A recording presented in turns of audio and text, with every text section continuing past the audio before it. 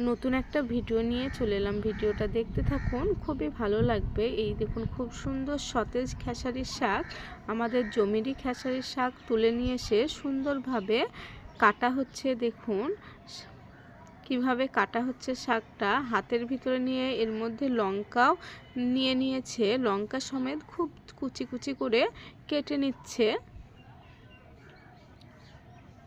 এদিকে শাক রান্না করার জন্য আমি রসুন ছেঁচে নিচ্ছি। শাকের মেন উপকরণ হলো কাঁচা লঙ্কা আর রসুন। রসুনে শাকের খুব সুন্দর একটা স্বাদ আসে। এই দেখুন, এবার শাকগুলো আমার সব কেটে নেওয়া হয়ে গিয়েছে। কড়াইয়ে তেল দিয়ে দিয়েছি, তেলের মধ্যে রসুন কাঁচা লঙ্কা দিয়ে দিলাম। হালকা একটু ভাজা ভাজা হলে আমি শাকগুলো সব দিয়ে দেব কড়াইয়ের মধ্যে। আর পরিমাণ মতো লবণ দিয়ে দেব। লবণ দিয়ে আমি খুন্তি দিয়ে ভালো করে নেড়ে নেব।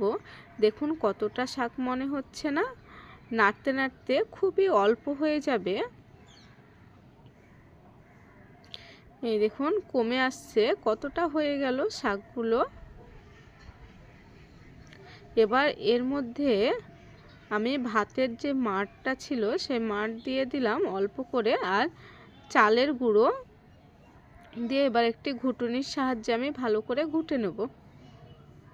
যখন একটি সুন্দর ঘনত্ব চলে আসবে তখন আমার শাক রান্নাটা হয়ে যাবে। শাক রান্নার ভিডিওটা কেমন লাগলো অবশ্যই কমেন্ট করে জানাবেন। আর নতুন নতুন ভিডিও পেতে চ্যানেলটিকে অবশ্যই সাবস্ক্রাইব করে নেবেন।